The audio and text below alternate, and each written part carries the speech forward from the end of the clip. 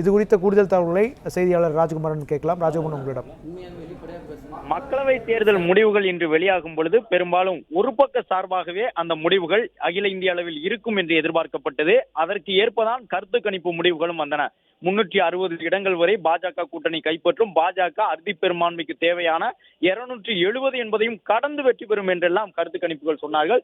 ஆனாலும் கூட யாரும் எதிர்பாராத வகையில் தனிப்பட்டு எந்த ஒரு கட்சிக்கும் பொத்தம்பதுவாக ஒட்டுமொத்த வாக்குகளும் செல்லக்கூடிய வகையில் எந்த ஒரு மாநிலத்திலும் நிலைமை இல்லை. பல இடங்களில் இரண்டு கட்சிகளுக்கும் இடையில், அதாவது காங்கிரஸ் அங்கம் பெற்றிருக்கக்கூடிய இந்தியா கூட்டணிக்கும் பாஜக கூட்டணிக்கும் இடையில் கடும் போட்டி நிலவுகின்றது. இன்னும் இறுதி சுற்று வாக்கு எண்ணிக்கை தொடங்கிவிடவில்லை. பல இடங்களில் இன்னும் 2 லட்சம் வாக்குகளுக்கு மேலே எண்ணப்பட வேண்டிய விஷயங்கள் இருக்கின்றன. என்றாலும் கூட பாஜக நினைத்த அளவிற்கு அறுதி பெரும்பான்மையை பெற முடியாத ஒரு சூழ்நிலை உருவாக்கப்பட்டிருக்கின்றது. பாஜக கூட்டணி 290 முதல் 300 இடங்களுக்கு உள்ளாகத்தான் முன்னிலையில் இருப்பதாக தொடர்ந்து கடந்த 3 மணி நேரமாக செய்திகள் வருகின்றன.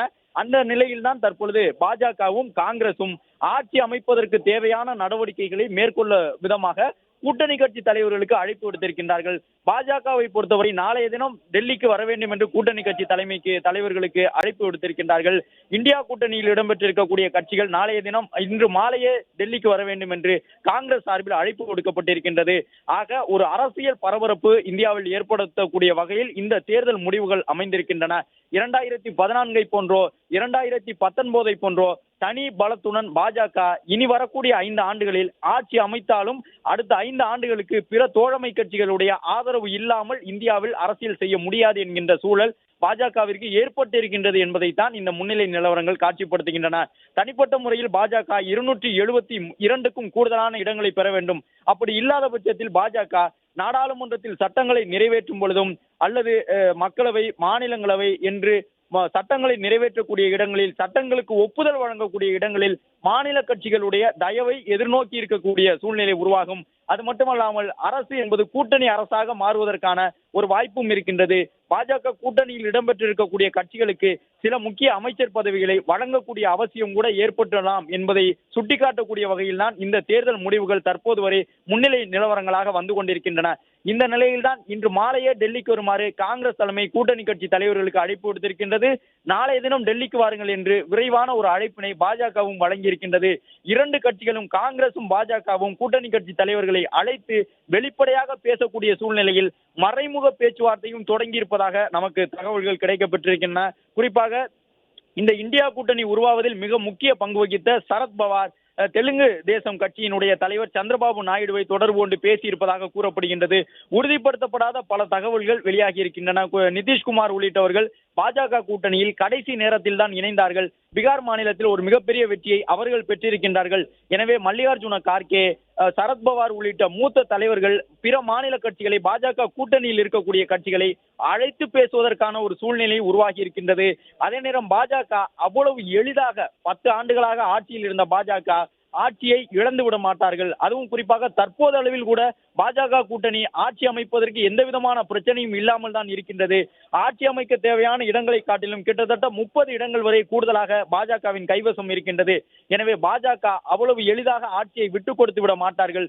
அது மட்டுமல்லாமல் பாஜக நினைத்தால் எந்த மாநிலத்தின் எந்த கட்சியை வேண்டுமென்றாலும் ஒரு இரவில் அவர்களை ஆதரிக்கக்கூடிய ஒரு நிலை ஏற்படக்கூடும் என்பதையும் கடந்த 5 ஆண்டுகால ஆட்சியில் பல முறை பார்த்திருக்கலாம், கடந்த 10 ஆண்டு காலத்தில் பல மாநிலங்களில். எனவே பாஜக ஆட்சி அமைப்பதில் எந்த ஒரு பிரச்சனையும் தற்போது அளவில் இருப்பதாக தெரியவில்லை. ஆனால் கருத்து கணிப்பு முடிவுகளுக்கும் அப்பாற்பட்டு கிட்டத்தட்ட எதிர்பார்த்ததை காட்டிலும் ஒரு 100 இடங்கள் வரை கூடுதலாக இந்தியா கூட்டணி கைப்பற்றி இருப்பது அவர்களுக்கு ஒரு உற்சாகத்தை வழங்கி இருக்கின்றது. அந்த உற்சாகத்தின் காரணமாக ஒரு முயற்சி எடுத்து பார்க்கலாமே என்று இந்தியா கூட்டணியினுடைய தலைவர்கள் விரும்புவதாக தெரிகின்றது. திமுக போன்ற மாநில அளவில் வலுவான கட்சிகள் முழு அளவில் வெற்றியை பெற்றிருக்கின்றார்கள். திரிணாமுல் காங்கிரஸ் அவர்கள் இருக்கக்கூடிய அந்த மேற்கு வங்க மாநிலத்தில் முழு அளவிலான வெற்றியை பெற்றிருக்கின்றார்கள். திமுக தமிழ்நாட்டில் ஒரு முழு அளவிலான வெற்றியை நோக்கி சென்று கொண்டிருக்கின்றது. எனவே மம்தா பானர்ஜி, தமிழக முதலமைச்சர் மு.க. ஸ்டாலின் உள்ளிட்டவர்கள் அடுத்த கட்டமாக காங்கிரஸ் தலைமையை தொடர்பு கொண்டு பேசி இருக்கலாம், என்ன செய்ய வேண்டும் என்று ஆட்சியை கைப்பற்றுவதற்கு. எனவே இந்த இந்தியா கூட்டணியினுடைய 230க்கும் பாஜக கூட்டணியினுடைய 296க்கும் இடையில் இருக்கக்கூடிய ஒரு 30-40 இடங்கள் மாறும் பொழுது அது ஒரு மிகப்பெரிய தாக்கத்தை ஏற்படுத்திவிடும். எப்படி என்றாலும் இந்தியாவில் யார் ஆட்சி அமைப்பார்கள் என்பதை உறுதி செய்வதற்கான நேரம் இன்று நள்ளிரவு வரை இருக்கின்றது என்றுதான் தெரிய வருகின்றது. பல இடங்களில் வட மாநிலங்களில் மக்களவைத் தேர்தலின் வாக்கு எண்ணிக்கை தற்போது நிறுத்தப்பட்டிருக்கின்றது. எனவே இன்று நள்ளிரவு இறுதி முடிவுகள் வந்த பிறகுதான் பாஜக கூட்டணி எளிதாக ஆட்சி அமைத்து விடுமா, அல்லது வழக்கம் போன்று ஒரு சில நேரங்களில் இந்தியாவில் நிகழக்கூடிய கட்சியினுடைய உறுப்பினர்களை அருகில் இருக்கக்கூடிய மாநிலங்களுக்கு அழைத்து சென்று விருந்தினர் மாளிகையில் தங்க வைக்க வேண்டிய சூழ்நிலை ஏற்படுமா என்பதும் இன்று இரவுக்கு பிறகுதான் தெரிய வரும். குறிப்பாக தென் மாநிலங்களில் பாஜகவும் ஒரு சில இடங்களில் வெற்றி பெற்றிருக்கின்றார்கள். கேரளா உள்ளிட்ட இடங்களில் இந்தி பேசக்கூடிய மாநிலங்களில் பல இடங்களில் பாஜகவிற்கு ஒரு பெருத்த சரிவு ஏற்பட்டிருக்கின்றது. ஹரியானா மாநிலம், உத்தரப்பிரதேச மாநிலம், மகாராஷ்டிரா மாநிலம், இந்த மாநிலங்களில் எல்லாம் பாஜக எதிர்பார்த்த வெற்றி கிடைக்கவில்லை. பாஜக ஒடிசா மாநிலத்தை கைப்பற்றி இருக்கின்றார்கள் நவீன் பட்நாயக்கிடமிருந்து. ஆனால் அதை தவிர்த்து பாஜக மகிழக்கூடிய வகையில் எந்த ஒரு மாநிலமும் பெரிய அளவில் பாஜகவிற்கு வெற்றியை வழங்கிவிடவில்லை. குறிப்பாக இந்தி பேசக்கூடிய மாநிலங்களில் பாஜக ஒரு பின்னடைவை சந்தித்திருக்கின்றது, சரிவை சந்தித்திருக்கின்றது. இந்த நிலையில் தான் அடுத்த கட்டமாக வெற்றி பெற்றிருக்கக்கூடிய கட்சியினுடைய வேட்பாளர்களை பத்திரப்படுத்த வேண்டிய தேவை ஏற்படுமோ என்று பார்க்கக்கூடிய வகையில் இருக்கின்றது. 295 இடங்களில் முன்னிலையுடன் பிஜேபி உள்ளது.